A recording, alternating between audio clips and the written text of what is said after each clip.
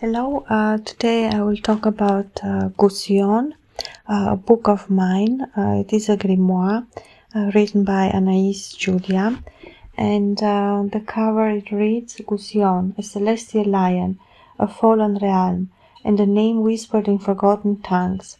When ancient gates open and the stars shift, one soul must walk the path between judgment and salvation. Gusion is the tale of prophecy, celestial beasts, and the fragile light buried within us all.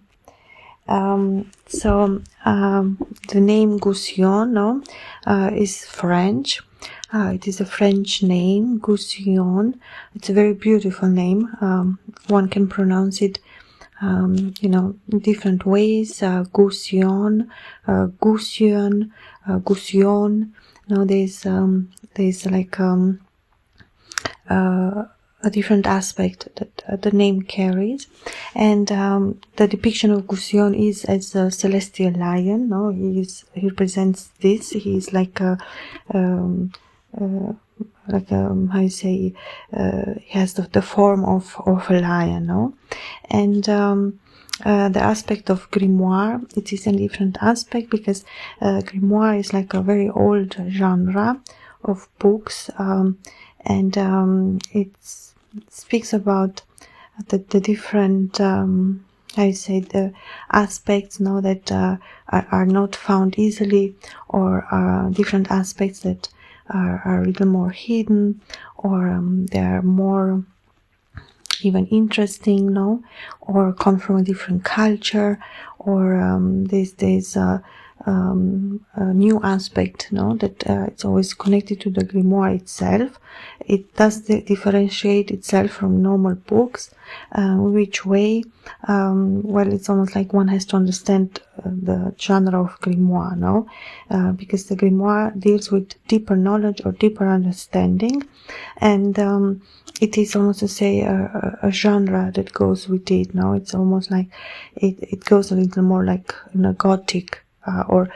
Because it's the aspect of something very old, goes into the aspect of Gothic in the meaning of like atmosphere, but that's almost like aesthetic quality, or it's like the color of the painting, but it's not the painting. The grimoire is more connected to the books. The grimoire is almost like a special book, or a special book with a special knowledge. It does represent a certain type of knowledge. That's what the difference is between a normal book and a grimoire.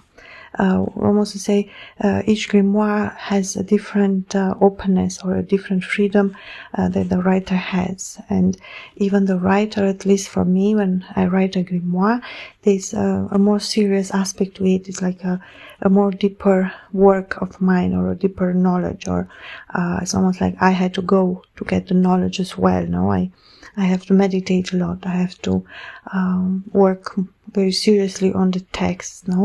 The story, someone to say, carries, of course, a certain way that I have to approach the book or the subject, and but that's the interesting part, because the grimoire, the book or the novel, as in my case, Gusion, brings something that it's almost like unique. It is almost to say a book of, say, my idea, and say, well, I took Gusion as a character, and I created a story that I envisioned it, or I meditated, or I developed, I wrote, I worked on, and there's always an interesting aspect when you want or decide to write a book. It's almost like I start too with the name. That's where I start as well. So, Gusion, that sounds interesting. Maybe I fall in love with the name, and then I decide to write the book. It's like if the spark was ignited, I am all in, and then I try to write it very beautiful and very good, and I take it serious. But the idea, or say the different aspects, it's me as a writer, that I need to be able to write the book. I need to enjoy the subject. I need to want to learn something new, write something new, develop some type of new knowledge, that it it is very interesting to me, no? And in Gusion aspect, it does bring a lot of that into it. The cover has beautiful Gusion, represents Gusion. You know, he's very royal. Gusion is royal. Gusion is very powerful. Gusion is very strong. Gusion is a commander. He's like a master. He's like the one who knows the best, the one who is like extremely strong. No, he carries a protection. He carries a element of a master commander. No, it's almost like if you think on a character like on a ship. No, it's like, well, he is the one leading. He's the master. He's the one no, at the wheel or deciding the journey or deciding the place. He's the commander of the ship. No, that's like the position that Gusion has. In the same time, there's the aspect that one can understand better what Gusion means, and it's almost Gusion teaches that not all answers need questions, and not all questions need answers. No, at the same time, there is, as I've said, an element of touch. No, when you read a book, you get to know Gusion, no, the character. In my book, in my novel, no, how I imagined him, or how I tried to, or I did, no, of course, wrote the book.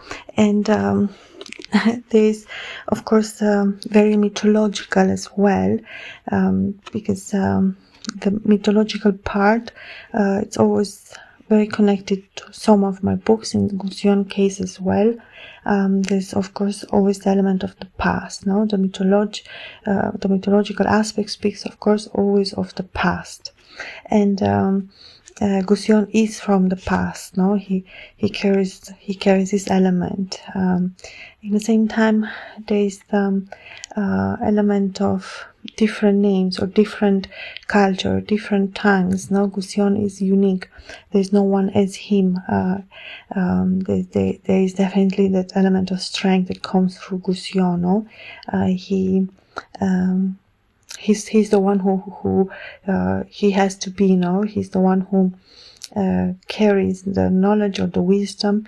In the same time, Gusion is fierce for not wanting or needing to describe himself. That's not the point of the book. No, there's a curiosity that comes with Gusion. There is a question that sometimes remains unanswered, or answer that sometimes will make sense later, or the element of Gusion knows the right time or the right moment. No, there's the element of wise, that the wise knows beforehand. No, almost like ability to see something in the future, because you have the belief, the strength, the courage to know. No, so there's this element that Gusion brings with him. At the same time, no, there is the element, of course, one can write Gusion in many different ways on different characters, but in my book, it is a very special way, no, that I created the character. And the French aspect is interesting too, with the name Gusion, and the element of the lion, no, of course, what the lion represents, and it is about myth, about magic, about mystery. It's very lyrical. It's written in a hymn form. It's really beautiful. Different stories with Gusion, no? There's both fierce and poetic, and there's definitely a journey that one can enjoy, no? By reading this book, Gusion, written by me, Anaïs Giulia. If you want to read this book, if you like the subject or you want to buy it, you can find it on Amazon internationally. You can order it and you can have the book. And I hope you enjoy it. Thank you so much for listening. Bye.